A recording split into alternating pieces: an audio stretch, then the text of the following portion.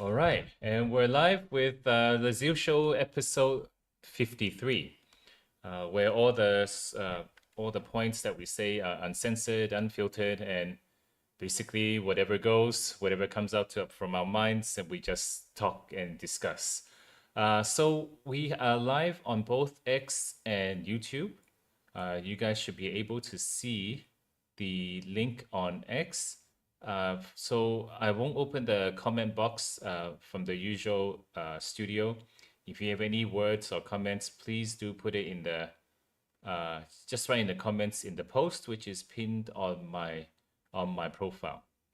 Okay, and also please do follow the Zeal Show YouTube. That's where I have all the posts.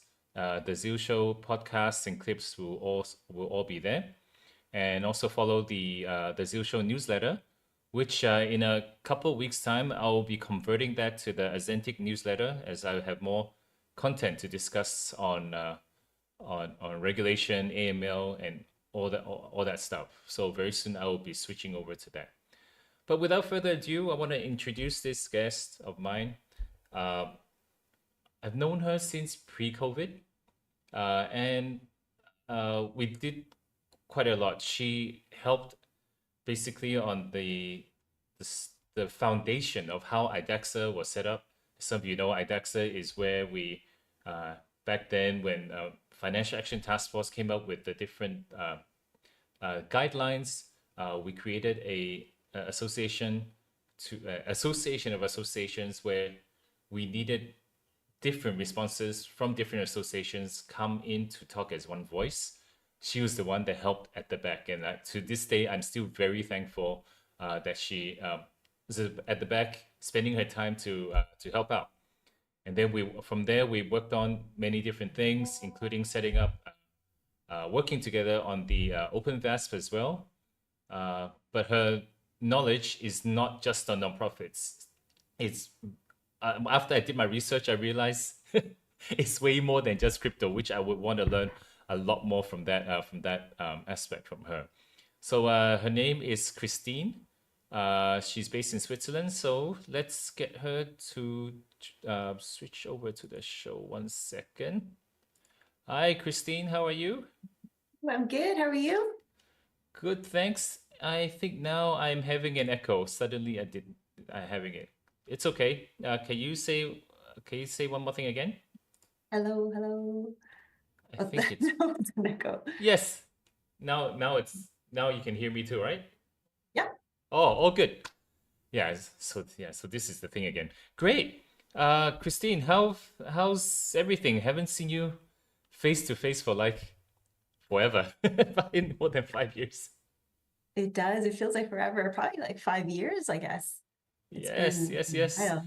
And Yeah. you did quite a lot of things, but you were with Six for quite some time as well already, right? Yep. Yeah. I've been with the SIX, which is the Swiss Stock Exchange, for almost 5 years now. So we probably saw each other right before I jumped.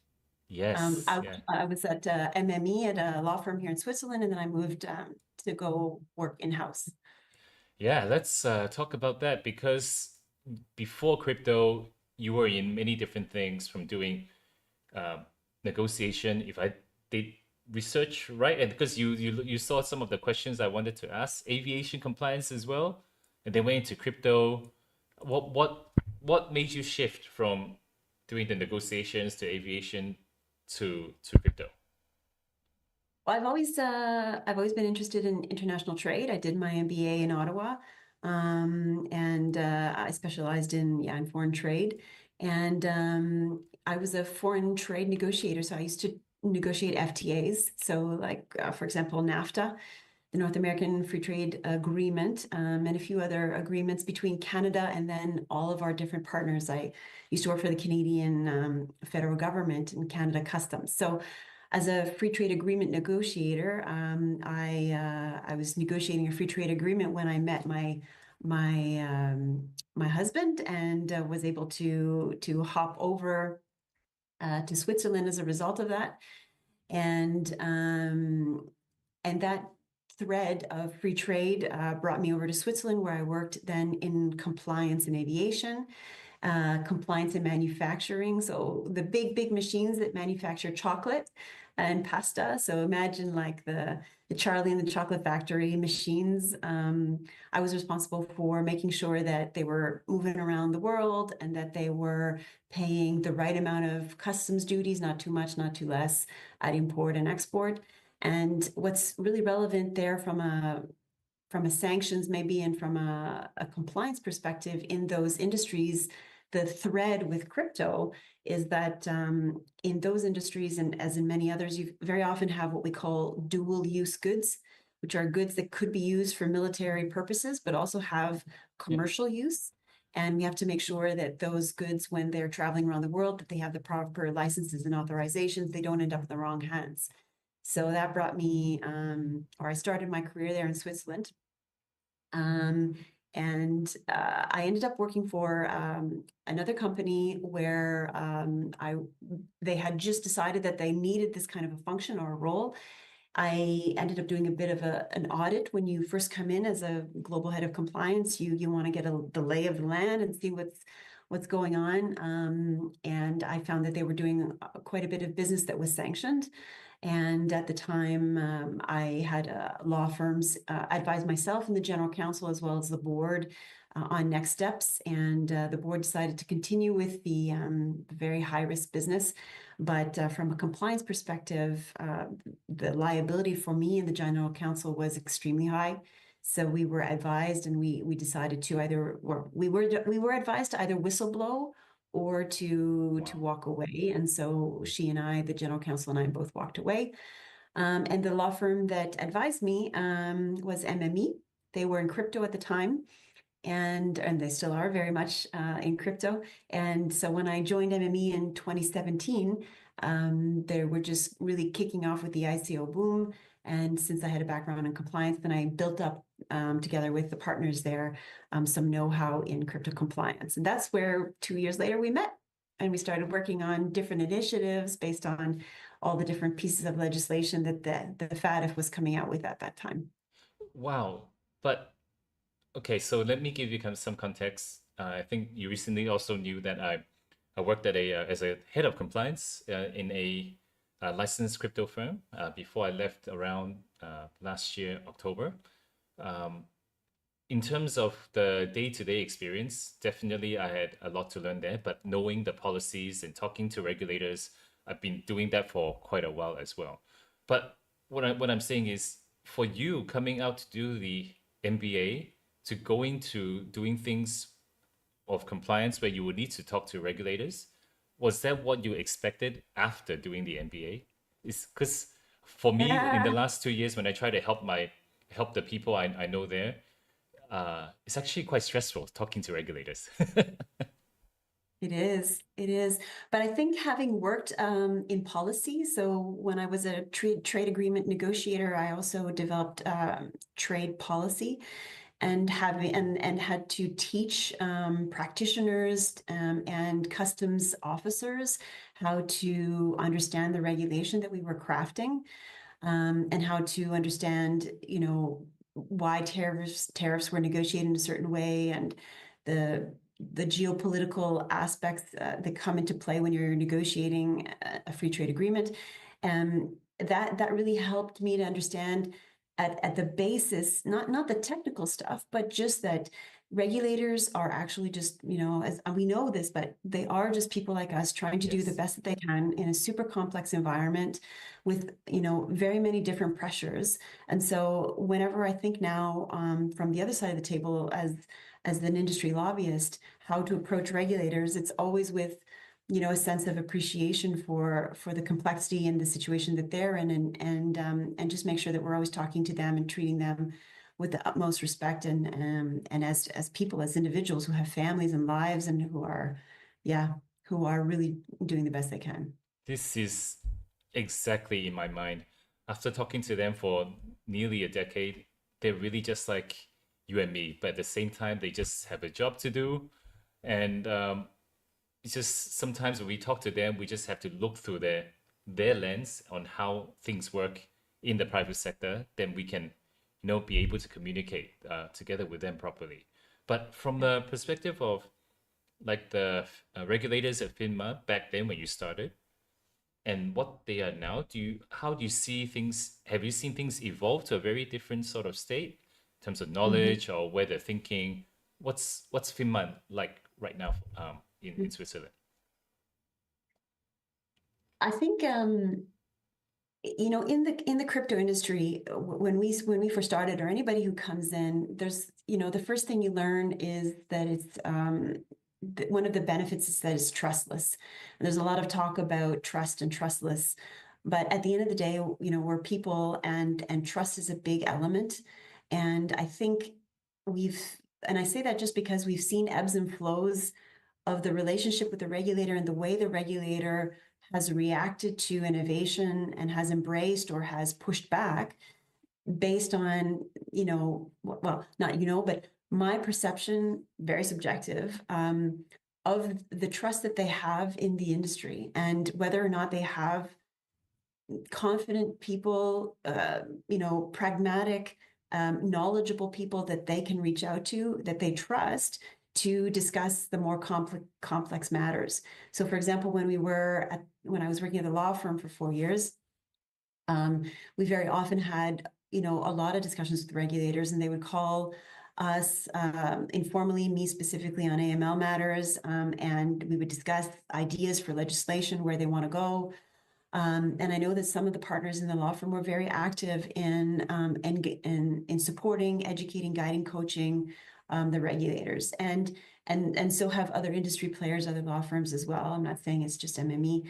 It was a community effort, but and that was that worked relatively well. Let's say from 15 onwards, 15 to 19.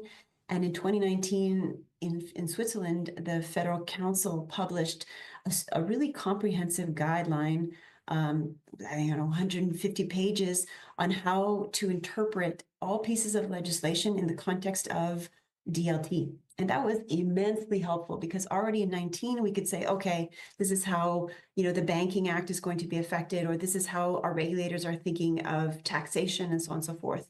And of course, it wasn't the Bible. Lots of things came out later on, and at that time it was just guidance. It wasn't legislation, but it gave the industry confidence, and it helped.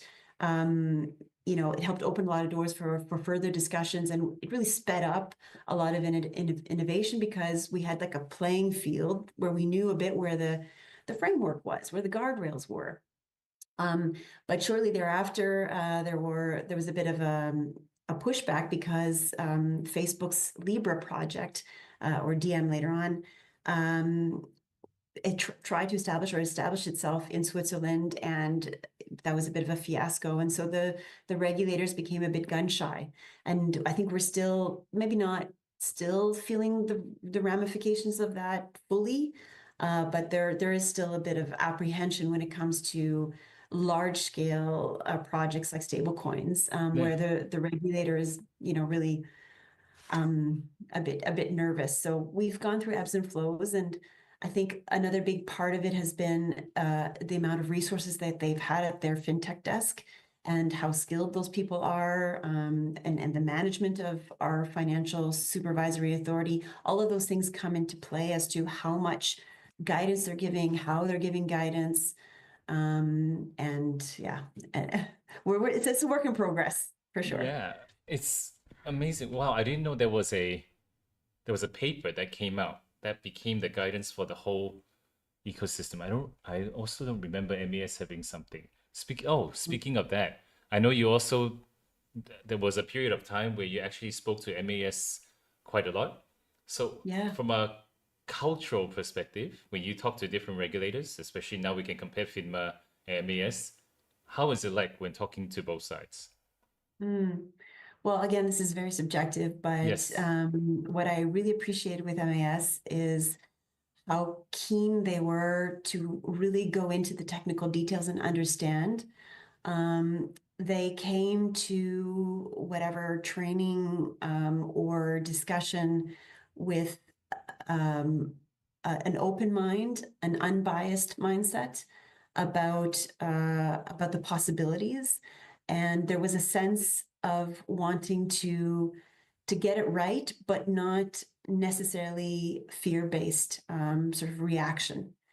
And I would love to say that our regulator in general also take the same approach. They do want to find that right balance between protectionism and fostering innovation and allowing for new payment methods, for example, to develop.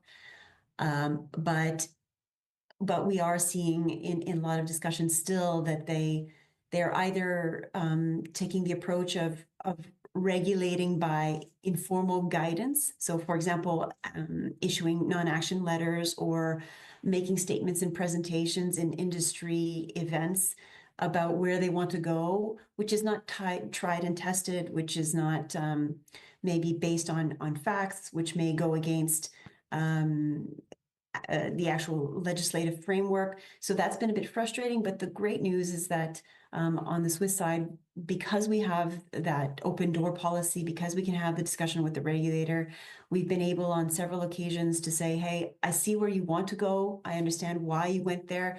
But listen, there's these elements you haven't considered. And in one case, with regards to staking in particular last year, we were able to reverse course on a guidance that they published.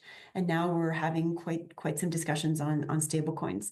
So I would say all in all, Singaporean public servants that I've met I've really appreciated their keen desire to go into the details and how pragmatic they've been with their approach to drafting regulations. Yeah, I mean, also, well, from this side, when we talk to MAS, it's now part of forgot the name, but basically part of the national guidance that whenever there's something new that comes out, either it's policy related to a particular industry, it is mandated for them to talk to associations now. So every single time when there's something new, they will have to go to associations to get consultations before they actually implement. So I Yeah. also like this approach. And obviously, MES doesn't just learn locally; they also learn from you guys as well. But we can see that from the Point Zero forum, every Yeah. year that's being held, you can see how close the two of them are. Mhm. Yeah. Yeah, I mean, So I also want to ask now we have been talking to regulators for that many years, but a from the founders or from the entrepreneurs you see that are coming into the space, have you seen their mindset shifting over the years? Say, for example, back then before the travel rule stuff came about, many of them were just innovating, don't care, just try to push it. But now, when new things are coming up, do you see an evolution in their mindset? How have things shifted and so on? yeah, I think FTX's downfall was a turning point in the industry in terms of understanding the ramifications of Wild West behavior. And we definitely saw that in terms of everybody that was coming in before, let's say 2021 or so, or 2022, or I mean, FTX was 2023, right? Yeah, 23, that's right, 22, 22. 23. Yeah. So everybody was coming in before was like, okay, so we want to do this. Help me redesign, so that I can be as DeFi as possible, as decentralized as possible. Or, I want to avoid regulations. Therefore, what's the baseline um, license, or what's the minimum I have to do? And from a compliance perspective, I totally appreciate that. We ourselves within compliance, we're trying to shift the mindset of compliance officers or the field from that of ticking all boxes to really scaling up compliance as the business grows, and not imposing these, a Cadillac of suite of services from day one that are too expensive. You really need to take a step-by-step approach with startups.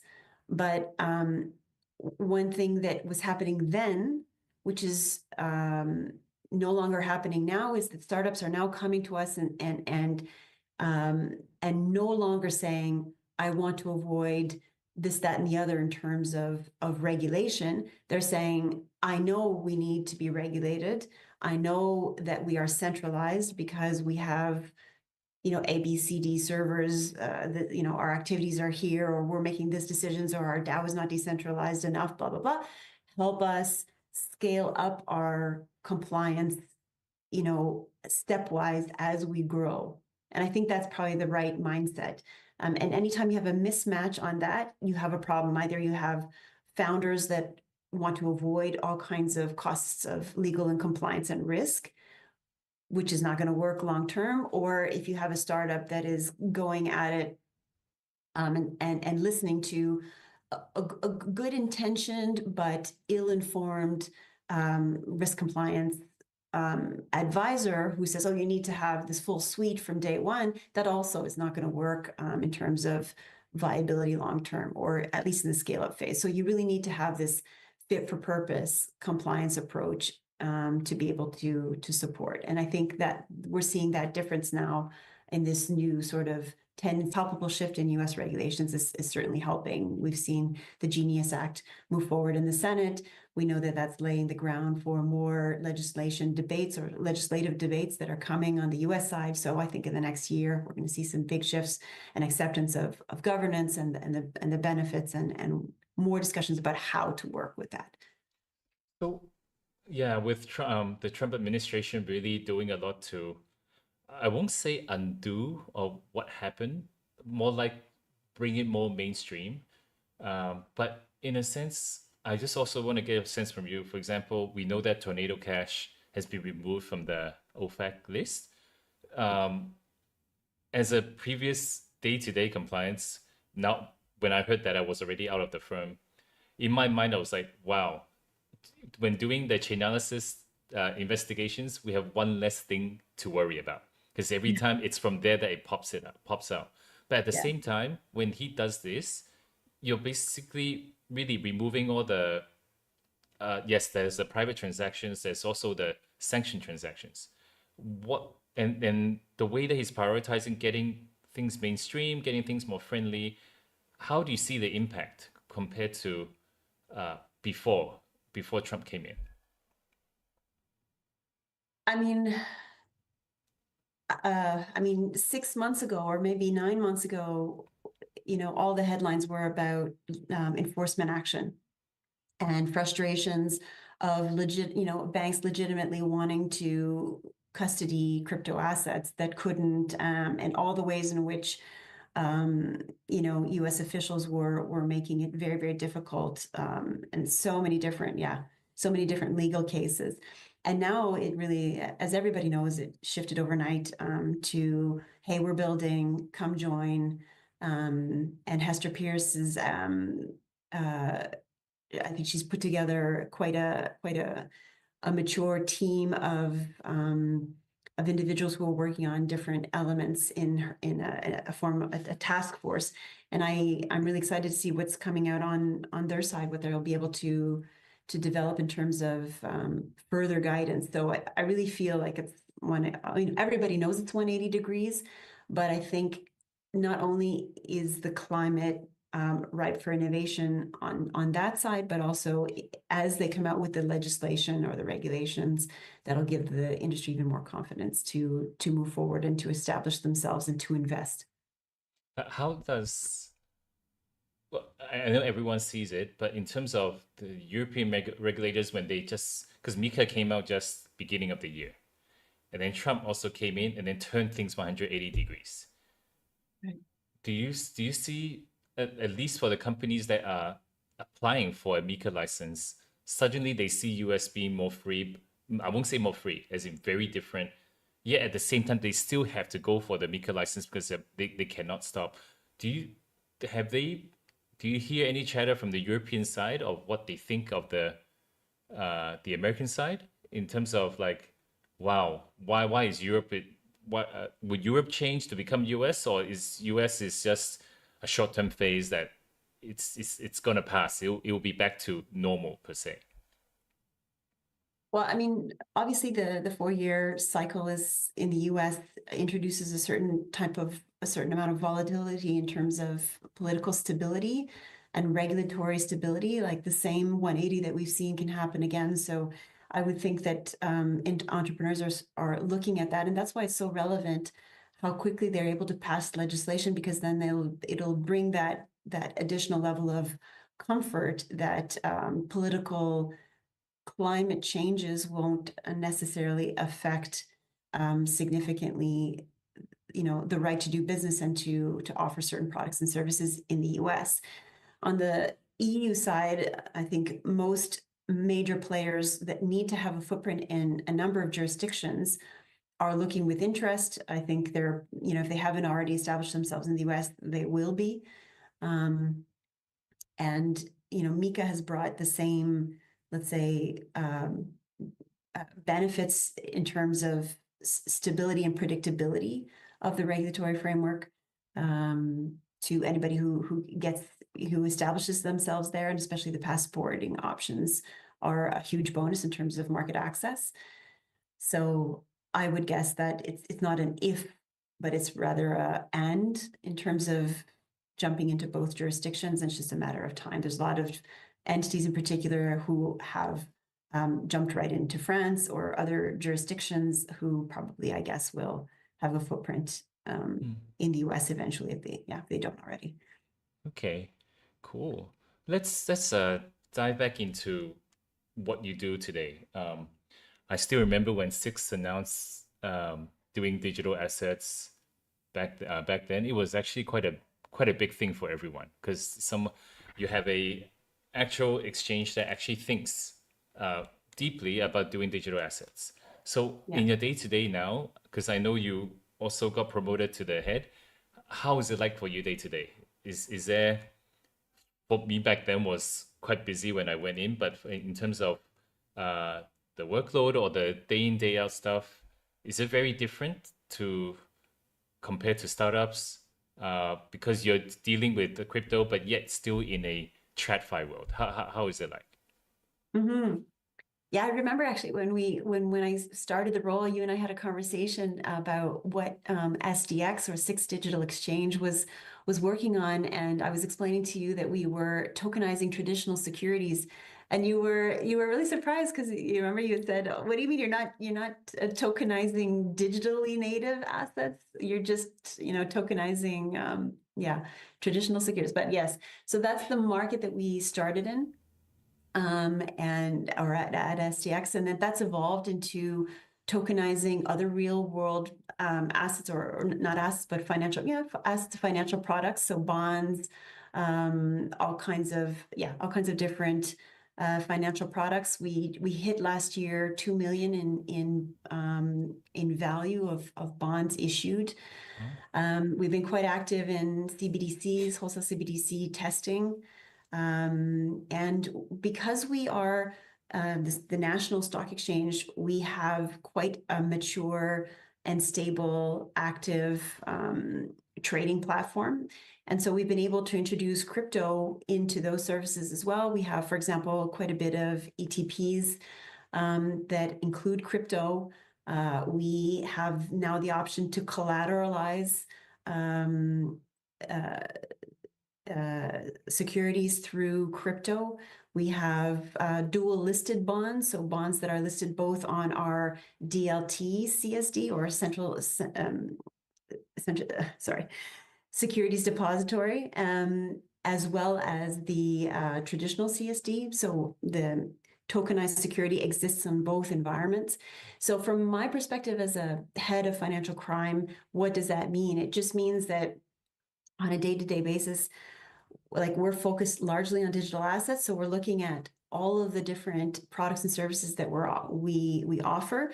We have quite an active role as a first line of defense, reviewing transactions and onboarding clients for anybody who comes in for any of those products and services. But we're also quite active also in advising on a number of different projects that are coming down the pipeline. So we have this dual hat. The people in my team have quite a wide set of skills of being able to do the nitty-gritty, roll up your sleeves, take a look at a TRM analysis, risk analysis of an address, to being able to say, okay, if we want to do staking and introduce MEV boost services to our clients, what's that going to look like in terms of our our footprint and how are we going to do due diligence for Solana versus AVAX, to, okay, you want to bring in, traditional securities through a cross-chain bridge. So there's a lot of project advisory and a lot of nitty-gritty traditional compliance functions that we all do, and it keeps it really interesting. It's really, really fun, and we have great management, so it makes the day go by super quick. So, interesting. So you also have the traditional compliance people. Yeah. Do you have the, how do you say it, the knowledge gap in trying to understand crypto now, or basically everyone is already does the knowledge gap has disappeared already?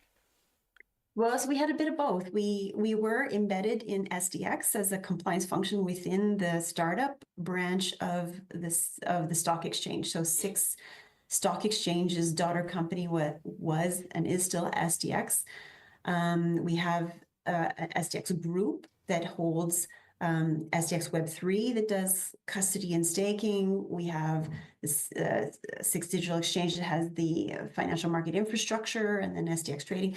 And we were embedded there. So we were very much like a compliance function, keen on digital assets, and that was our bread and butter. All of the compliance officers were very passionate about crypto.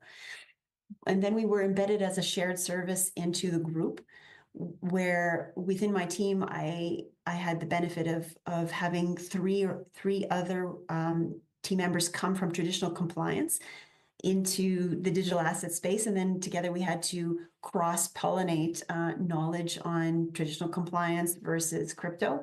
And to the credit of the team members, they embraced it fully. Some did additional studies in crypto to be able to get up to par. And all of them were generally curious and interested. And I think we see now, with the advance of AI, that at the end of the day, what you really need is team members, or what makes a very, very strong team member or strong employee is somebody who's exactly curious, flexible, open to learning. And I had the benefit of that in all of my team members. So we were able to adopt it. But at the end of the day, you do have a lot of things that you have to learn if you're coming from traditional crypto compliance into the cryptos, or sorry, if you're coming from traditional financial compliance into crypto space. And it's not just the technical elements. Sometimes it's the mentality shift, because, as we say in French, veut, veut pas, inevitably when you come from a crypto environment, especially if you were born and bred compliance officer in the crypto space, you know that you're going to have to be open to new things. You're always learning, right? And on the traditional side, it's a bit more, especially the financial compliance, it's a bit more tick the box, because the risks are so prevalent. They're so predominant in day-to-day business.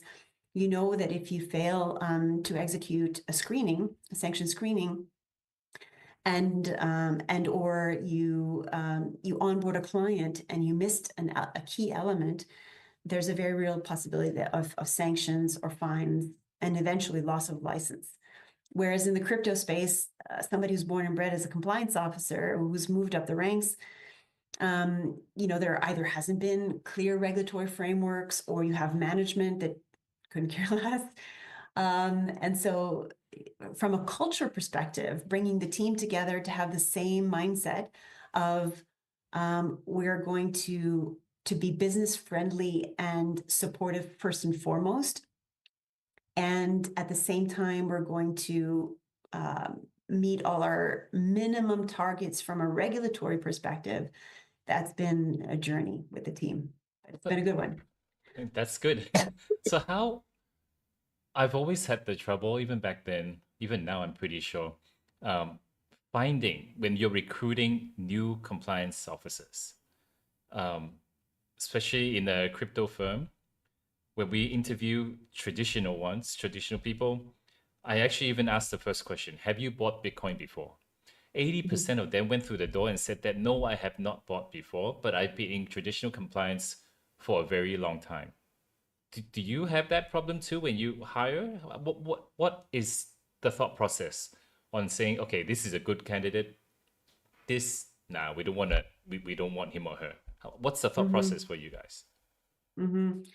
I actually just went through the process of quite some rotation and lots of integrations within the team, and so I can really answer firsthand from a firsthand experience that's quite recent, and I think what makes for a really good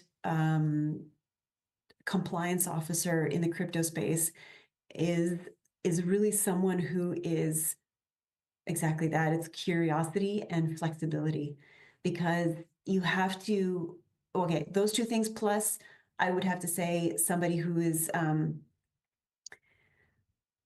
able to be pragmatic. And so those are the things I look for when I hire. So if I hire somebody who's coming in from traditional banking, I am more interested to find out how how pragmatic can they be in evaluating risk? Are they going to come in the door and feel uncomfortable when I ask them to to accept an onboarding on condition that ABCD needs to be fulfilled at a later date when the client actually starts to do business? You know, when they're coming from traditional compliance and financial compliance, that's a hard ask for some of them. Or if I ask somebody to review, or we have a backlog of transactions, I need somebody who's going to stay stable and steady and who's going to be able to prioritize their work correctly. So those are the kinds of things that I hire for, as opposed to whether or not they've already dipped their toes in crypto. But of course, if they're applying, you can smell if they really are keen. They've done some research. They're asking interesting questions about crypto, and that's a telltale sign, I think. Sometimes people don't like to buy assets too early on because maybe they're young and they just haven't had a lot of disposable income, or they're nervous around tech, but doesn't mean that they can't make for an amazing crypto compliance officer. Wow, this interesting. But it seems like from what you're saying, if someone has been in the space for a long time but doesn't have the right mindset, you won't get it's very hard to pass through your door.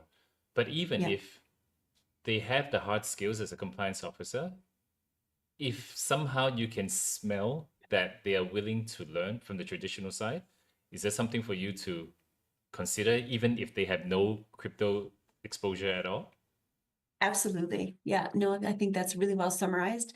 I think confidence is also a big one, because when you come into this space, there's a lot that you have to learn, especially if you have legacy tools and they have their own quirks and personalities. So a compliance officer comes in and has to use an onboarding tool that maybe is got so many different interfaces, and then they have to learn everything about the tech, and they have to learn the blockchain analytics tool. They have to do, like, there's so many things. So you need somebody who, even though they're not sure if they can do it, they're keen and they want to try, but you can sense that with your support, they'll get there. But if they come in and they're like, oh, really not confident, doubting themselves along the way, there's only so much you can do as a manager to prop them up and to light their inner trust or fire. So I, Yeah. I think I look for personality traits that are key to the role more than historical participation. That's why the resumes now really become irrelevant in this sort of new role, but we still need to look at their experience. So Yeah, the interview vibes, as I like to use the Gen Z word now, the vibes now is really key if it actually works with you or not in the interview. yeah, Yeah. So for sure. I mean, this also brings to that's the macro side of things. Um, I remember back then, like there were a lot of FedEx consultations. Each country tried to, answer the right questions to do the uh, to give them the right. I won't say right response, because everybody is different. But as I've been going to the different consultative forums now since 2019, I am starting to see things to be more stable now. Stable in the sense where I remember back in the 2020, 2021, the questions were more of FATF trying to Financial Action Task Force, FATF, trying to learn about the industry. Now it's more like follow up, updates, and so on. So do you think we're at a point that things are already stable? We're doing quite enough in the crypto industry itself to fight financial crime, or we are we have just reached a stagnant point that we don't know what's next? I think when you read Chainalysis' annual report or any other annual reports, or you talk to other service providers that are able to crunch the numbers in terms of volume of illicit activity, we know that it's around 1%, maybe in past years 2%. So the amount of problems that are happening in the industry is limited in this grand scheme of things, but we are all focused on that area and trying our best to make sure that in that 1% we're diminishing the likelihood as much as possible. And I think there are various market drivers there. First, criminals will always be ahead of the game, will always be a step ahead. So we are getting better at communicating typologies and raising awareness by leveraging international forums, events, free training opportunities offered by blockchain analytics. And I think as a compliance officer, if you're interested and curious about it, it's really easy to learn and to stay on top of the newest ways in which crypto is being misused. So in that sense, I think we're catching up to any new potential opportunities that open up for abuse, and that could be in cross-chain swaps or romance scams or whatever the case may be. At the same time, from a market perspective, there seems to be a greater appetite for an awareness of the benefit of tokens, be it payment tokens or otherwise, that have a relatively clean history, where the user can relatively easily, without too much problem, transfer their asset to the next person, or in particular to transfer their assets back into fiat. So if you, for example, buy a car on the side of the road, or in an online forum in your local community, and you accept Bitcoin as, you sell your car and you accept Bitcoin as payment, you want to be relatively certain that Bitcoin, you can go to your local bank and get fiat in exchange, and therefore its history is relevant to you because it affects the fungibility of those tokens. So this is something that was not even on the radar of the average user, I would say, 5 years ago, but now it's more and more increasingly it is. So how likely can I exit this token, or transfer it out, or place it into custody with a VASP without having a plethora of questions that I can't ask about or I can't answer about the history? And I think that will even continue to move to increase in the future, so much so that I could imagine that clean coins with a clean transaction history will become, quite well sought after. Or otherwise, if I, as an investor or as a stablecoin holder, for example, want to be able to make a purchase, I'll be interested to do business with only legitimate businesses or legitimate individuals who are not going to hand me some dirty tokens that I can't use afterwards. But so basically, as the compliance term, a source of wealth is still really key. But the thing at least on the Singapore side, it's sometimes still not like for the average user. Let's say I won't use, okay, I'll just bluntly say it, even though it's not supposed to be. They gambled away and then they made big in Bitcoin, and now they want to sell it and buy a car, right? So, but that person, when, let's say if the car company wants to receive the Bitcoin, how is the average person going to see if I should be receiving from this person though? at the same time right now? Because like you Mhm. say, we have this we challenge here for source of wealth as well, even through payments. Is there a way that Switzerland is okay for a certain sort of risk or threshold, saying okay, we can allow this payment to go through? Yeah, I mean, let's take a practical example to illustrate what could happen in that case to answer that question. So in the car example, let's say you accept the Bitcoin, you don't do any kind of checks on it because you don't know how, it's your first time. And you then go to your bank to deposit it, and the bank sees that just one hop away, so just one transaction away, the Bitcoin has direct, exposure to a gambling ring or to child pornography or whatever the case may be. And so they ask you about it, and you say, "Well, I don't know. I got the Bitcoin from a legitimate car sale," and then you produce the bill of sale. It could be that the compliance officer at the bank takes that at face value and accepts that you're not the beneficial owner of the assets at the address where the illicit or the exposure happened, and will then allow you to deposit the funds. End of story. That's in a perfect world. And probably in some cases that could happen. But the reality is that the bank will probably take quite a while to do some research. The compliance officer may, come back with more questions about how to, what you might have known about the Bitcoin or the person who you sold the car to, and then you'd have to give that information or not, and so on.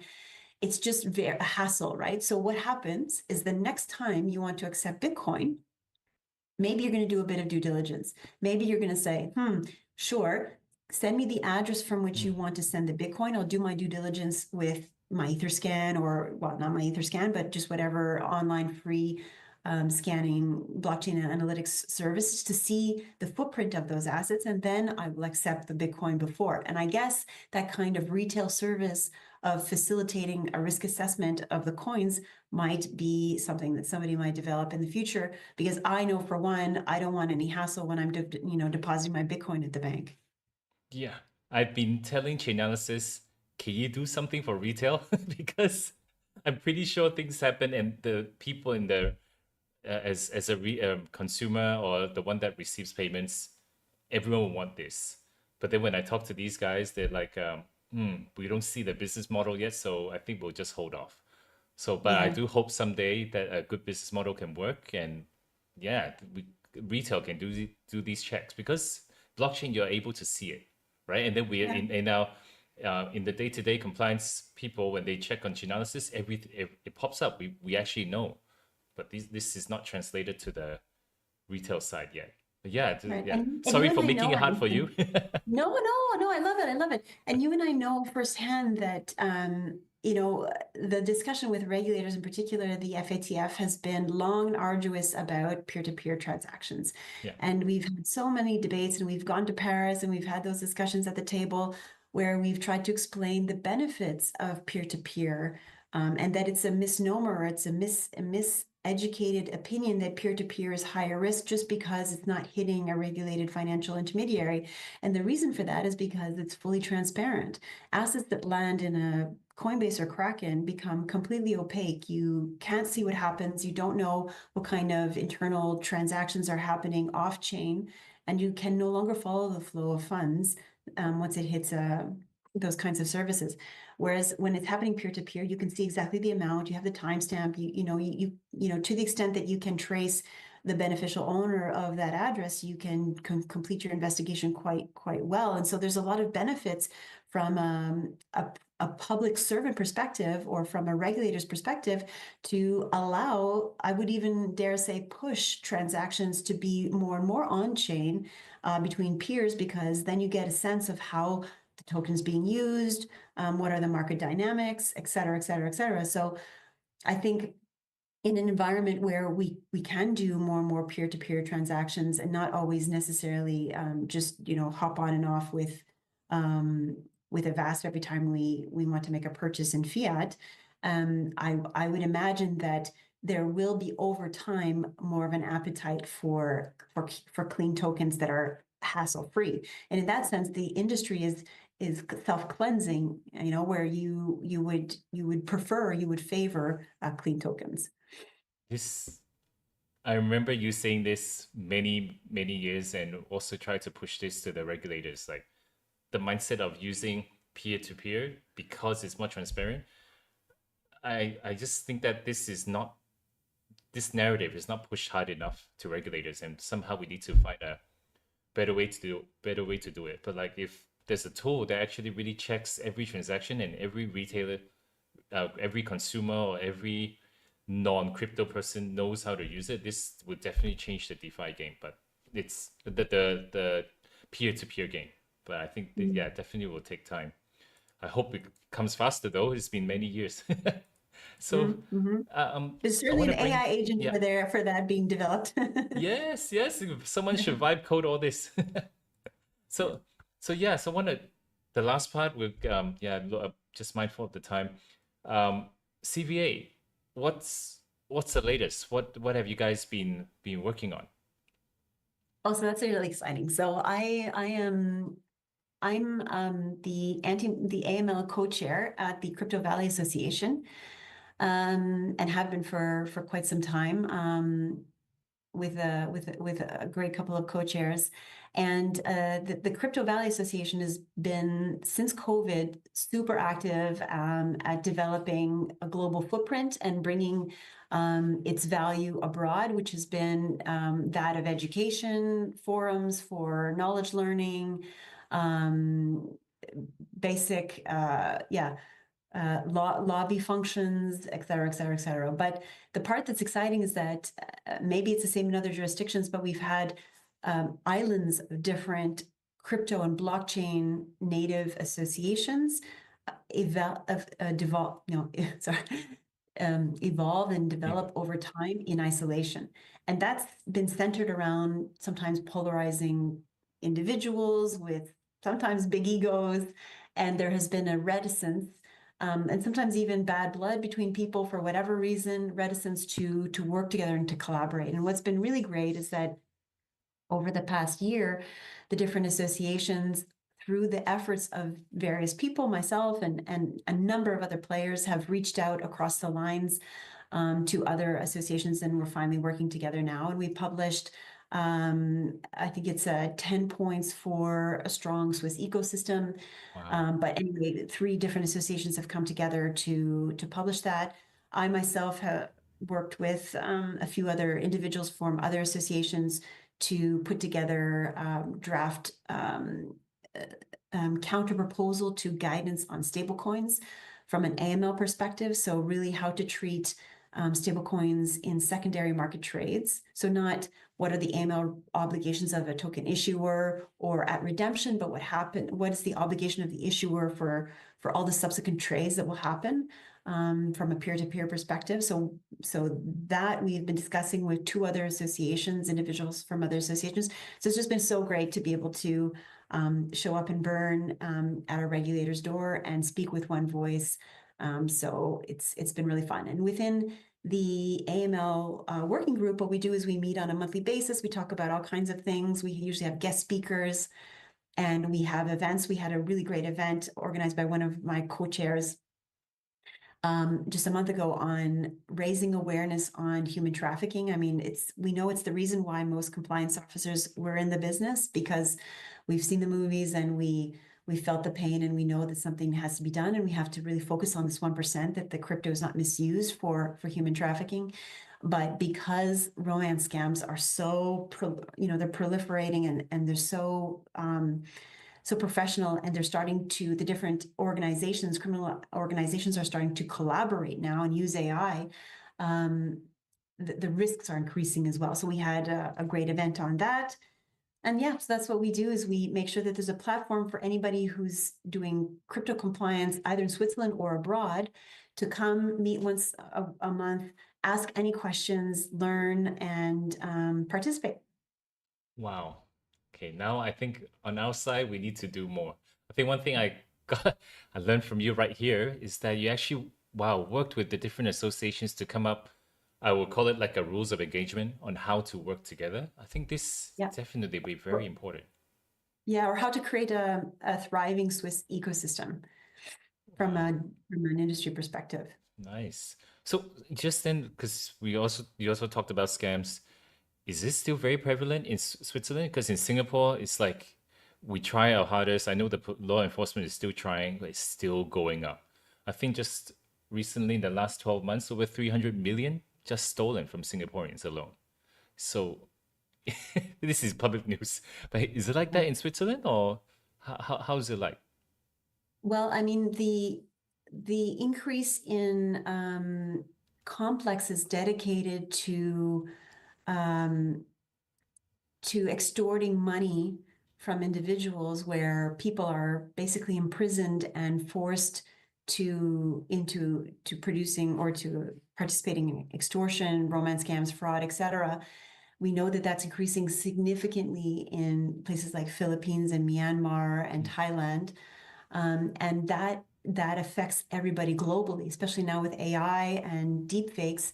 Anybody sitting in, forced labor camp in the Philippines can appear different, speak the native language, and find creative ways to extort.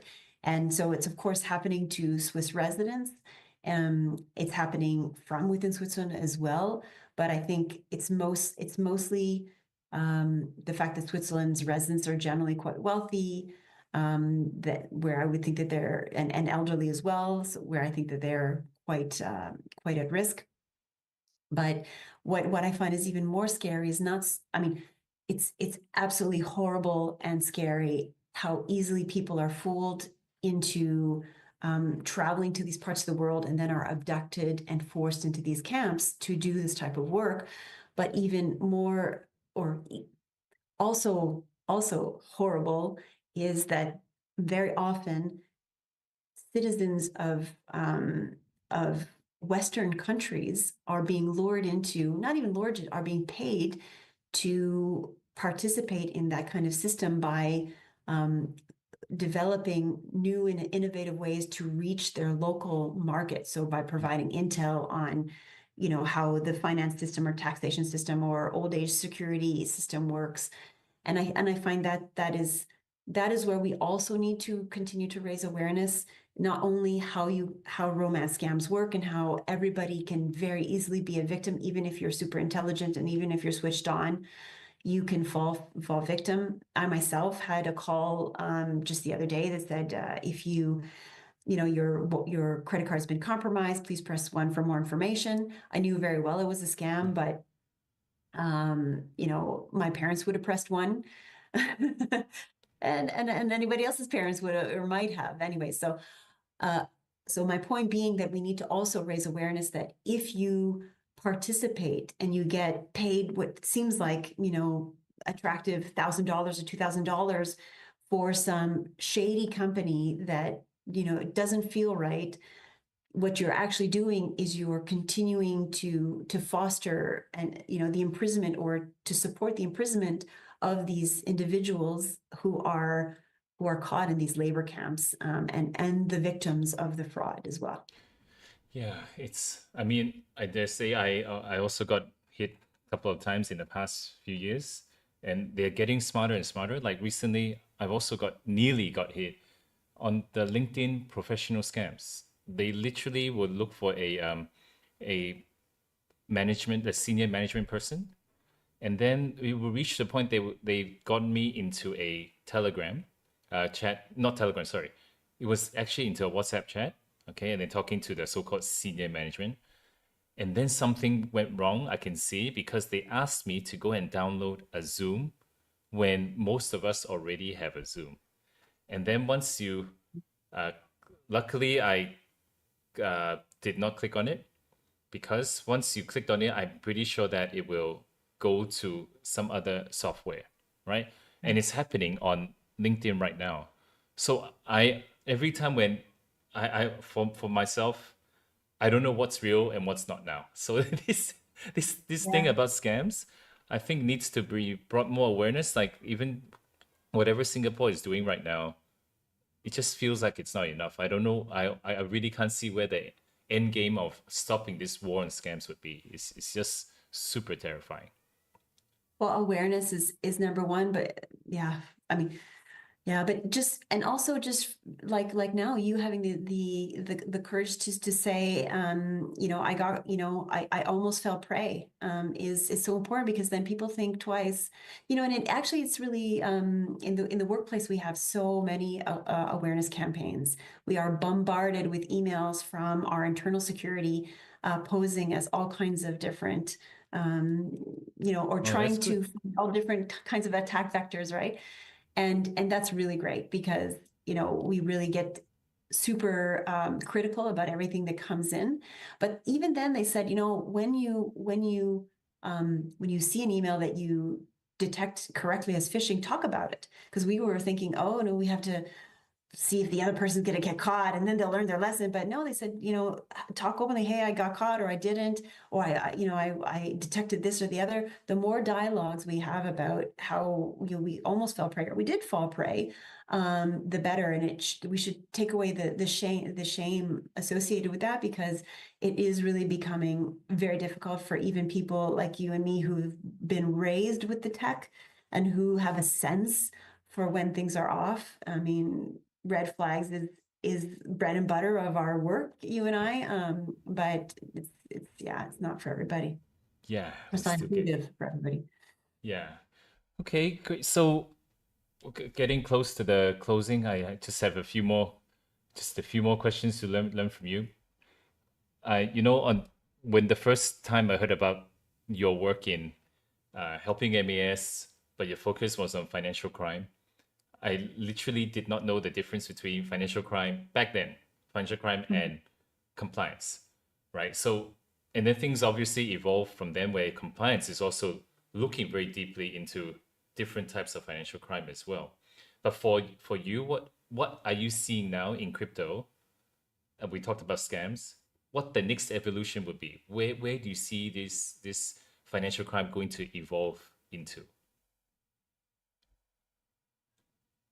Um, I think deep fakes are going to be leveraged to falsify IDs and to allow more illicit actors to access the legitimate system. So I think a lot of awareness is needed there from a compliance perspective at onboarding to you. And this is so crucial, to use the resources that we have for the right risks. I think that's the biggest takeaway. And I am so grateful that I came from industry compliance and I wasn't raised in financial compliance, because in industry compliance, we don't have the looming threat of losing our license and the regulator coming and Mm, slapping us with a fine. What we have as a risk is, of course, fines and penalties, but that is heavily mitigated if we can demonstrate that we've correctly identified the risks and we are attributing proportionally the resources to the risks that we've identified. And I think we need to bring more and more of that back into compliance, especially financial crime compliance, because we could spend and waste all our time ticking boxes on things like making sure that there's a plausibility check on the address between the commercial registry and the annual report. But if it's a legitimate regulated entity that's already supervised by in a low risk jurisdiction, then maybe the financial, especially with AI, we can automate a lot of those basic checks.